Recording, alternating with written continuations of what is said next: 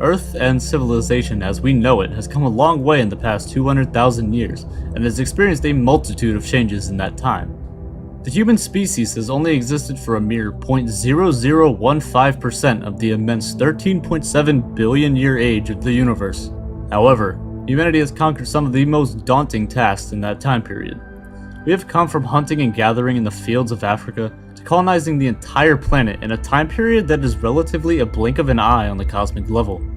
Some of the greatest minds to ever exist have helped push modern civilization forward and achieve goals that were once thought to be impossible. In just the past 150 years, we have gone from being stuck to the Earth's soil to landing on our closest cosmic neighbor, the Moon. Humanity's success is nothing short of spectacular, but on the universal scale, we may be rather insignificant. What would happen if we met an advanced alien species with technology more advanced than we could ever imagine?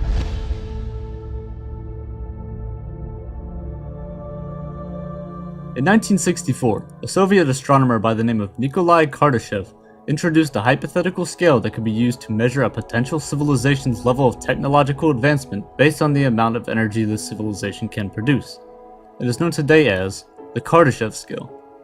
The scale has three traditional types, but many extensions and modifications to the scale have been proposed since its creation. The scale is logarithmic, meaning, as we go on, the amounts of power the civilization has gets much more substantial. In 1964, Kardashev defined the three base levels of civilization based on the power available to them. Type 1, the smallest of the original types, is also called a planetary civilization. This is most similar to our good old friend, Earth.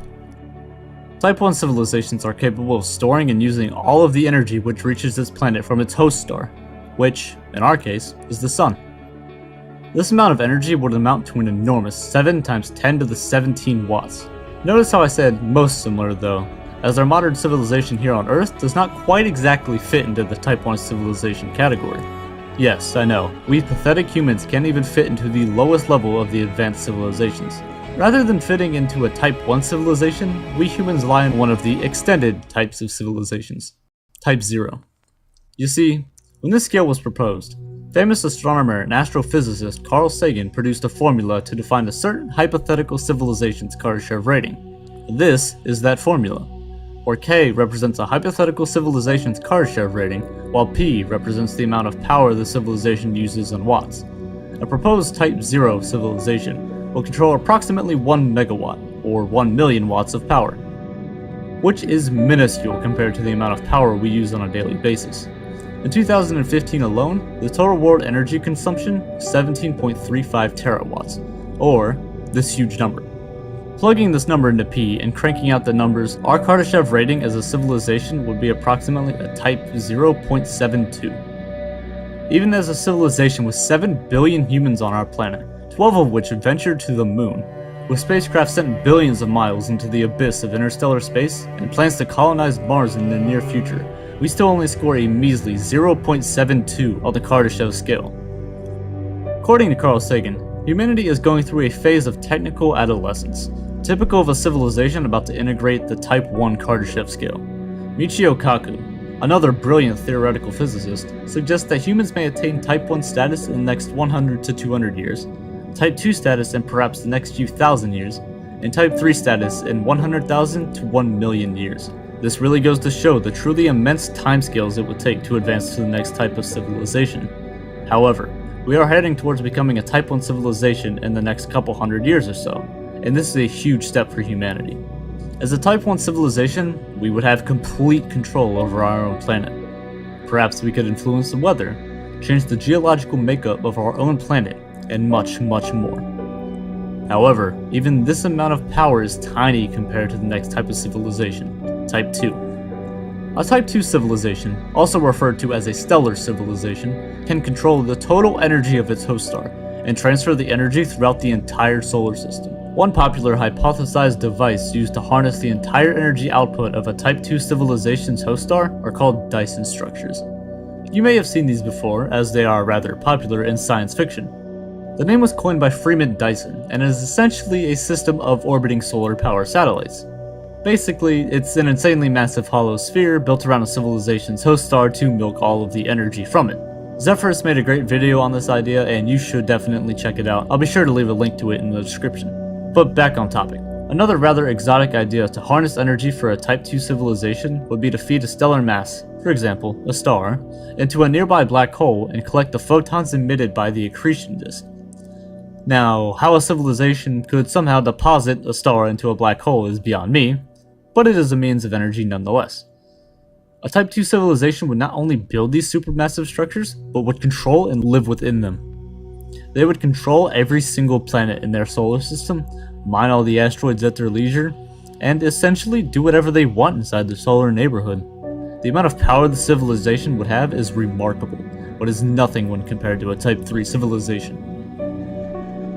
A Type 3 civilization, also referred to as a galactic civilization, can control the total energy of its entire host galaxy. The amount of power this civilization would have is truly frightening, and is sorta in the realm of science fiction, but I'll cover it anyway. You see, this civilization would function extremely similar to the way a Type 2 civilization would work. It would harness the power of stars, mine planets and asteroids, and so on. But not only for one star, but for billions of stars. A civilization such as this would use planets and solar systems like Legos, building and deconstructing planets to build up their empire elsewhere in the galaxy. The galaxy would seemingly become their playground, and everything they do and use is merely a toy. Harnessing the energy of quasars would be like hitting the lottery for them. The supermassive black hole at the center of their galaxy could be used as an energy source for a Type 3 civilization. Galactic real estate would become a reality, with planets, stars, or even complete solar systems being auctioned off by some supreme leader. Interestingly enough, this hypothetical galaxy may not even be noticeable. If such a civilization did exist, all of the energy from the stars would be held and used for whatever the civilization may need. This means all the starlight, gas, and elements in an entire galaxy would become like your kitchen pantry. If all of the matter in their entire galaxy was exploited for energy, an outside observer would view the galaxy to be completely invisible. It would appear as if there were a hole in the galaxy, or, if they have colonized the entire galaxy, perhaps nothing at all. There is a place in space known as the Great Void. At nearly 330 million light-years in diameter, the Great Void is one of the largest known voids in the entire universe, and is commonly referred to as a supervoid. This region of space is seemingly devoid of life and galaxies as we know it. A region of space with such a massive size as the Great Void contains, scientists estimate that there should be at least 2,000 galaxies in this area of space. But, to date, there have only been 60 galaxies that have been discovered in the Great Void. This is a mere 3% of the amount of galaxies that should occupy an area this large. So, where are they? Could it be Type 3 civilizations completely dominating an entire region of space, milking a 330 million light-year wide region for resources? Leave your thoughts in the comments below, and I'll be sure to respond to them as quickly as I can. Thanks for watching.